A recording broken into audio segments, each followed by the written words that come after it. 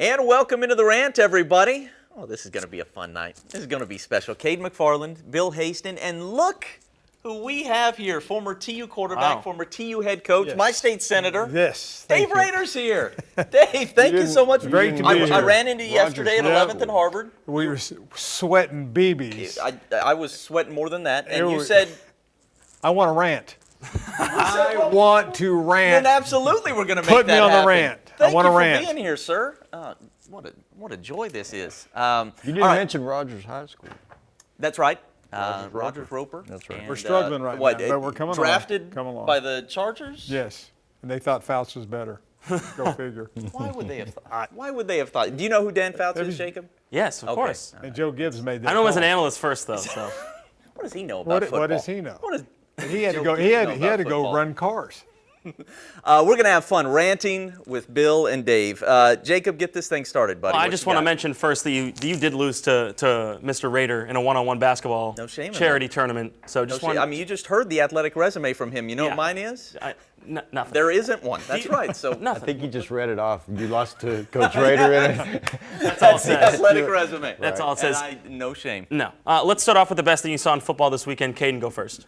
Okay, we have these pictures. There it is. This is my nephew, Jaden. That's Jaden McFarland at the Notre Dame, New Mexico game. My brother, my little brother, just like me, went to the University of New Mexico, and just like me, he was rooting for Notre Dame to put 100 points on the University of New Mexico. I don't know why we are like. Wow. I don't know why we're like that. I don't know. Yeah, but we are huge Notre Dame fans, always have been to several games with him. Took his beautiful family. There they are at Touchdown Jesus. They beat New Mexico 66-14. Those pictures were the best thing I saw this college football weekend. They tried to score 100. They tried. The most points. They got Georgia next week. Most points by Notre Dame since when did I see? Long my time. gosh, yeah, like The 40 game's years. changed. This is not the best offense Notre Dame's had since then. Right. But, hopefully get after Georgia a little bit. So that's the best thing I saw. Bill Haston, what'd you see? Well, this was kind of a statement weekend for Dak Prescott, Jalen Hurts, Chuba Hubbard, Bill Blankenship. But the best thing I saw, Jacob, was Patrick Mahomes in the second quarter today at Oakland. Unbelievable. 278 yards passing in one quarter, 4 touchdowns. Coach Rader, he had 5 consecutive completions at one point at 27 yards or more. Incredible. It is. The man is He's incredible. Steph Curry in until football. now. Good comparison. It's the NFL. Huh? This is no the question. NFL. No, he's toying with people. Any inferior opposition, he's just going to kind of cut them to pieces. 5 straight completions. How about that? 27 yards. I never It's did that on nuts. South Urbana. Oh, my word. Going up. Mr. Rader, what was the best thing you saw this weekend? You know, I'm going to go a little bit different. Give some kudos out to Arizona State. Their freshman quarterback somehow goes the length of the field against a very good Michigan State That's right. defense. Hadn't scored all day. Hadn't scored all Hadn't day. moved the ball all day. Hadn't done anything, but for that point in time, he is beautiful. A true freshman takes him down the field and wins the ball game. That's right. At Michigan State. It's all the State more now ranked at 3-0. Yeah, it's all the more impressive too because we're only 2 weeks removed from seeing Michigan State's defense, right? Right. And We know how good really it- seeing we how know how good they good are. it is. Yeah, I mean, they lost yesterday, but that defense is still. That's why Top football 5 in the has never country. been a fair game. It is not a fair game. You can read all the stats you want, but it doesn't always tell the story. That's true. That's exactly. You know what stats are telling the story right now, though? Oh, use offensive stats. That's what. They go down to UCLA. They blow them out of the water. Jalen Hurts over 400 yards, 4 touchdowns total. How has Lincoln Riley made this offense the best offense in the country? Start with Bill. Gifted What you got, quarterback, gifted quarterbacks who are obviously coachable, right? Yep. Okay. Right. Yep. I mean, and so because he's had different experiences Lincoln has with each quarterback. You had Mayfield, you inherited Mayfield at the time of the hire, right? That was his, talk about great happenstance. I mean, you get to know him and you unpack and, oh, look, it's Baker Mayfield, he's your quarterback. And then, so you've got 3 years with Baker. Right. And then but 2 of those years, you've got Kyler Murray getting reps every day. So I just think there's been an amazing set of circumstances with the transfer in of Heisman caliber guys, and then obviously very coachable guys and weapons all over the field. Okay. Coach Rader, you've called plays. You've called plays for years and years. What does this guy do that's just a little bit different from everybody else? Caden, if I knew, I'd still be coaching. Right? Lincoln Riley. he has the vision of what's going on in front of everybody. And what impresses, there's so many things impressive about their whole offense and what they do. But it is the ability to go, there was an old saying in baseball, by one of the great hitters, said, what do you do? He says, I hit it where they ain't. Okay, well, he throws the ball where they ain't. That's a good point. Not good English, right. but that's what he does. And he figures it out, and then the ball comes out of the quarterback's hands so fast. And their protection scheme, okay, always puts the quarterback in a position to have the ball out of his hand and not be hit. And they do it over and over and over again. You watch these highlights, there is open space like you don't see on a college football field anywhere else across the country, and it happens every single week. What you said is exactly right. The things he is able to scheme up make these throws so easy. I'm not, you guys, look, why do I have to follow Coach Rader? Of course he's going to have the most profound answer. Here's what I can tell you, though. He's taken the air raid. When he started in coaching under Mike Leach, he went to Texas Tech as a player, and they quickly made him a student coach. They were throwing the ball 80% of the time and running 20. Right. What This are they doing team now? is now throwing the ball 25 times a game. Come on. I mean, they are way down the list in terms of, number of passes thrown per game. Right. But the efficiency is maximized. You still, on those 25 attempts, you're throwing for 300 yards. You're running for 300 yards. It's 10.4 yards per play so far this year. They're not going at warp speed. It's not 90 or 100 plays, right. but it is maximum efficiency. And look, to me, that keeps everybody fresher. I love everything they're doing. And here's the thing, and Bill and I talked about this a couple weeks ago, Dave. He gets Jalen Hurts in the fold, and we're all saying, how does Jalen Hurts fit into an air raid offense? We know he can throw the ball, but he's not an exceptional passer of the football. He's maybe proven me wrong about that, but that was the perception at the start of the year. The way Lincoln Riley has embraced this kid's ability to run has been unbelievable to me. To work that into the air raid offense, I did not see that coming. He ran for 99 yards on the opening drive. 99 yards on the opening drive. They have embraced what this kid can do, and because they use it so frequently and so well, he's not even taking that many hits. It makes every throw he makes that much easier. It's a beautiful thing to watch. And I did not expect this early in the year to be this impressed by the OU offense. Well, I mean, I could take it to the most basic, simple level, too. I mean, the way Lincoln recruits, if you have that many playmakers on the field and guys on the sideline who can make those plays, too, guys are going to execute and they're going to do their job. And they're just loaded. They have an embarrassment of riches at the receiver position. Okay, but it's the most depth I've ever seen, Coach. But don't forget to go deep into that treasure box, okay? The O-line. They have 5 guys up front that And a coach. They do not allow him to be hit. Yeah. Okay. Now, when he is hit, it's usually on a called run or something like that. And then, listen to Coach Meyer in one of the in-between game interviews. He said, you're going to have to watch out because, he said, I was there once, and you want to run him all the time. Of course, he was talking about it when he had Tebow. Okay, Right. so I'm sure they're trying to figure out. Yeah, maybe in some of the do. biggest matchups, or if they faced an SEC type team at the end of the year. But I feel like because he came up in the air raid, I don't think Riley's going to have the same itch to run his quarterback that Urban Meyer did. I feel like he has run him a lot, but I don't know that he's going to put him in situations where he's going to get banged up. I feel like Riley is more inclined to try and preserve his QB than Meyer was. Go back 30 years ago, okay? And Houston had their own air raid type of thing there, and they were run and shoot. They was run and shoot. They were throwing it everywhere, and then people started backing off, and they started slowing them down because they just started playing coverage all the time. They did not have that weapon to pull the ball down by the quarterback and run. That's what's making this offense you're right. one step beyond what it was 30 years ago. What is the answer? What is? I guess Iowa State maybe You have has to have given better us players. Yeah, well, good point. You have to be Good able to- point. you have to- Alabama, you- Georgia. Yeah. Exactly. Yeah, but Andre Ware won the Heisman that year, Coach, because nobody quite knew how to defend it yet, Right. and he had a bunch of good kids to throw it did. to. Remember Phillips? He did. Well, anyway. But he never ran with it. Did you face that Andre Ware team? Did Tulsa play them, or was that '88 when you played them? 88 we It played was. them. There you go. And that was not fun. Yeah, they were good. Okay. But we did beat them in 92. That's right. Okay, all Well, right. oh yeah, that's Cool, right. yeah. I was at that game. So was that the year after Klingler, 92? It may have been right. clean. No, May have it been was. clean. Yeah. Yeah, it's pretty good teams. We're going to have you back on because I want to ask you about Lincoln Riley, NFL, all that sort of thing. But I know Jacob's looking Yeah, at I'm me sorry. like, hey, we got to move on. But Wake up, Jacob. This is a fast show. We could talk Lincoln Riley. This is a fast show. That OU win, 21st consecutive true road win. Pretty impressive, right? Well, let's talk the Turnpike Classic over at 11th and Harvard. OSU beats TU 40-21. When you take a look at OSU, is the Big 12 ready for their offense, and is OSU's defense ready for the Big 12? Bill, go first. Well, They got Texas coming next, or they're going to Texas next week. Yeah, it's a big game. You know, I think they've really, really turned the corner, Coach. You made reference to Oklahoma up front. Say it, Bill. It's OSU's best offensive line since 2013. Since I don't know when. 6 years. Yeah. And you combine that with Chuba Hubbard, Oh, my gosh. Sanders, who can run a little bit, although strangely wasn't very involved in the run game yesterday, Right. which I thought was weird. He didn't seem nearly as comfortable yesterday as he did on opening night, did he? I think a lot of that was TU's defense. Well, sure. But, yeah, probably part of the game plan to keep him from running too much. But, yeah, the offensive line was impressive. Tylan Wallace is leading the country in receiving. Chuba Hubbard is leading the country in rushing.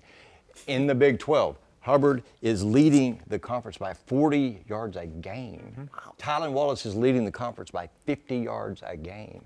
Now, they're going to come back to earth a little bit, if not a lot, statistically at some point, but right now, holy cow. Does anybody in the country have a better 1-2 punch throwing and running than OSU?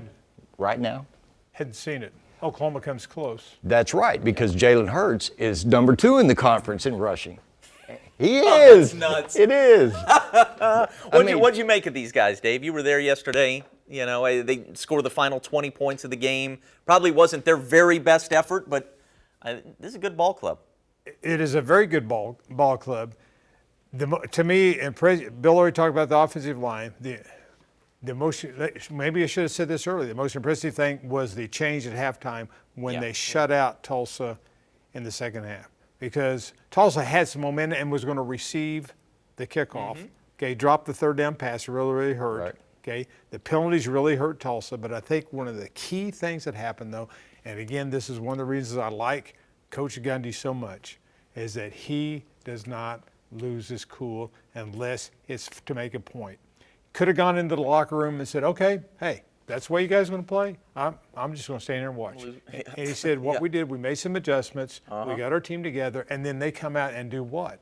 Shut them out. I'm going to tell you, that is hard to do, guys. It's hard to shut out people. That was a head coach who dialed up that blitz right there. That's what he said. Look, they brought another man into the box, is kind of what they were saying, for some help against the run, because TU's run was chewing them up in the second quarter especially. Right. And what that did when they got into the red zone, where Tulsa really had some chances but had trouble in the second half, bringing those guys in, they were able to get pressure on Zach. They were able to bring blitzes. And TU had 2 huge passing plays in the first half. One went for a long touchdown, one set up a touchdown. They needed 2 more in the second half, and they were unable to get one. So you would think that to defend the deep play, Oklahoma State would have to send guys back. In fact, what they needed to do was bring guys into the box and make that a little bit more of a pressure situation for Zach. And then also, TU wants to run, first and foremost. Sure. Zach's got a big arm, and they'll throw down the field some, but they want to run first. And so OSU finally took that away in the second half, and TU the best running wasn't able back to is count. at Oklahoma State, okay, in this state. But the second best running back may be number 3 at Tulsa. He's a player. That kid is really a player. Now, on that blitz that we saw, the running back was confused. He was supposed to take the will linebacker, and he blocked the mic along with the right guard. So, again, just a little bit of a change in how they line people up caused the tailback to block the wrong guy and shot him free. Great call by Oklahoma State at that time. I believe it was after a timeout. And Tulsa was thinking about kicking a field goal, said, no, let's go for it, probably the right call. And then they didn't even get to run the play. On a hot day, though, in that second quarter, when TU tempoed them and ran them time and time again, that was the best version of TU, and that's the version I hope to see the rest of the season. To wrap up OSU, Bill, Texas next week at Texas. Isn't that crazy? Going for 6 in a row in Austin. That's right. That's right. And you got a couple of things that are interesting there. Mike Gundy is 2-5 in his last 7 Big 12 openers. That's weird, random and weird. And they've won 5 in a row in Austin. Look, even in the loss to LSU, Texas impressed me. They're every bit as good as I thought they would be this year, maybe even a little bit better based on what I saw in that ball game. Right. What chance do you give OSU against, or what's it going to take? Almost a perfect win game. this thing. It's almost going to take a perfect performance without any of the knucklehead, dead ball, 15-yard stuff you saw yesterday from OSU. You can't give up 1 free yard, much less 15 like that. I believe this will be the first time truly in this streak that Texas will circle OSU on the schedule and say enough is enough. There you go. We've had it with this. And I think it's going to be very difficult for them to go down and win this time. Yep. Let's talk about the TU side of things. Obviously, they did get shut out. You guys mentioned that. But, Mr. Rader, are we feeling more confident about their chances to make a bowl game after that performance versus OSU? A whole lot more than what we were talking about a month ago, Yep. for sure on that, because the defense is playing well. Offense showed signs. Has to be driving the coaching staff crazy with the number of penalties that occurred. 156 yards in penalties. You're just not going to win. Now, I used to coach with a guy that said if you have more penalties, that means you're more aggressive, so you're going to win the ball game. Didn't work out that way yesterday. So they know if they can close in on that, okay, keep it tight. They do have playmakers. They have a great chance to win 6. And they showed what they really could do last week, had their opportunities, and they just didn't close them out yesterday. They were playing a better team, okay? They were playing a better team. But sometimes the better team doesn't always win, and Tulsa had those opportunities to really take control of the game, and they just couldn't do it. Now, can they do it this week? Wyoming's going to be a good chance. To me, it's the telltale game of their season. They Absolutely. have to Amen. win this game. Go ahead with that, Bill. Why Wyoming? I'm with him because I just think the momentum that you gain coming out of a good performance and a victory this week. Video. Dave was in there. Sorry. That's good. That's going to linger all season. And so I watched actually like a quarter and a half of Wyoming beating Mizzou a couple of weeks ago. So I mean, this is not an easy game. not at all. It'll be a very difficult game. But like I said, what we saw from TU in the second quarter when they tempoed it and handed it to Brooks' time and like 7 straight times I think at one point. That's TU at its best because they are not going to. I don't care what goes on at the quarterback position. They are not going to be a Dane Evans-looking offense. Sure. It'll be primarily a run-heavy offense. After the game, both Philip Montgomery and Zach Smith were confident enough about this group to say we're a dang good football team. I agree. And so that's where I'm coming from on this with that question: is TU pulled off a turnaround? Look, they got to go do it. You got to go win games. But I mean, they don't get to talk this way, but we do because we're giving opinions here on Sunday night. And in my opinion, what we saw the last couple of years from TU, there were some close games here and there, and you could talk about, we could have won 4 or 5 or maybe gotten to 6, but really those were 2, 3, maybe 4 win type teams.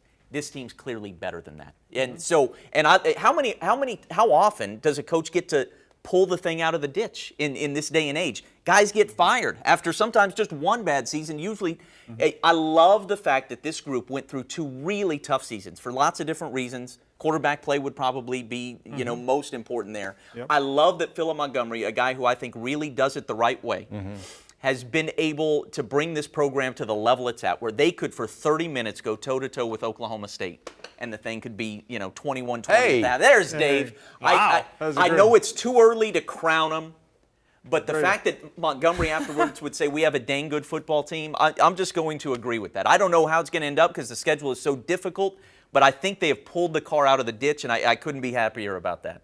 Hold on to the rope. Yeah. Hold on to the rope. Strange things have happened in that stadium 22 years ago. Wyoming came in, supposed to beat us. Oh my gosh. There you Epic. go. Yeah. You shut them out, didn't you? Didn't happen. Didn't you shut them out? Didn't happen. Okay? They got to come down here into some humidity. Yep. I hope it's every bit as hot as it was yesterday.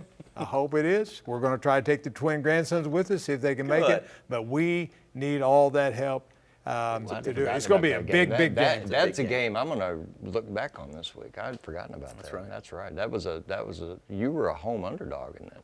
Big time. Yes, sure were. We had only won 1 game that year so far, and Well, Wyoming was on their way to a Think bowl about the game. TU seniors, though, who got there in 2016. They win 10 games. They win a bowl, and they're like, this is easy. Sure. This is easy. Well, then you go you go 2-10, you go 3-9. Wouldn't it be nice to bookend their career with 6 or 7 and a bowl? So Absolutely. a lot And of look, motivation. here's the thing. You get some momentum. You beat a quality team like Wyoming, and then I think it's SMU who's next.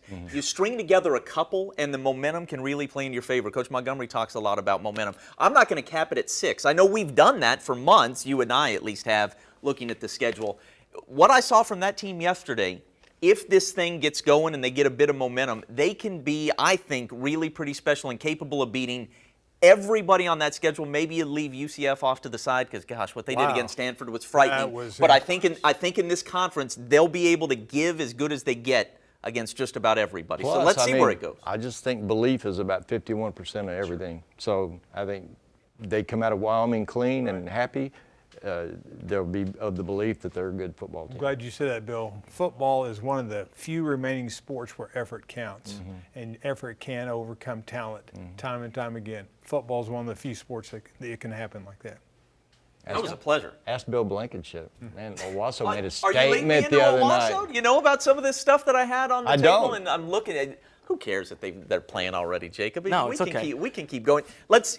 Go ahead, hit us up with The a next little high question. school talk. Yeah, we can go with high school talk. Owasso, 42-19 over Broken Arrow. Is this Owasso's year? Are they getting back in this thing here? Bill, start first. I think it's a kind of a 4-chapter season. You got the Big Four who all kind of play a tournament at the start and then involve the Texas schools. So no question, Owasso comes out of that with the #1 seed, right? And then you go through the second chapter, which is just to mash everybody from the west side in district games. And then you get into the postseason, chapter 3, and then you got the semifinal and championship game and everything. And we're right now, Owasso, clearly, Bill Blankenship, he has won a state championship. He had won a state championship in 4 straight high school seasons, Coach. 2 at Union, 1 at Fayetteville, And then 1 at Owasso. Didn't win it last year. I don't think he liked that very much. I'm serious. Bill Blankenship doesn't play. He does not like to get beat. And Bill and our friends have been friends for a long time. But to me, one of the best things that Bill does is he gives you no cracks. There are no, where are you going to pick on You're him? right. Absolutely. Okay, they're really, there's nowhere to pick on him, and they're going to be solid all across the line. They're going to be solid in all 3 phases. They're just hard to beat. Jacob talked to him before the season started, and he was confident enough in his quarterback that I became confident. Okay, check that off. He's good there. And if Bill's got a quarterback, he's going to be dangerous. Well, I talked to him last week leading up to this game, and I could just tell. I've been around him enough. He felt pretty good about the effort they would give and the way they matched up. And I probably should have just gone out and picked the upset based on that alone. The fact that it was 42-19 is really something. Broken Arrow's not going anywhere. I still think they have the most talent top to bottom in the state. I think Union will be around as well. These are 2 of the 3 best teams in the state Absolutely. right here. But Owasso pulled away the other what night. they did was really, really impressive. And you see the tight end they're throwing to here, Mario Kirby. I mean, that looks like a D1 body to me. Look at the way that guy moves. And then Peyton Lusk, a wide receiver outside.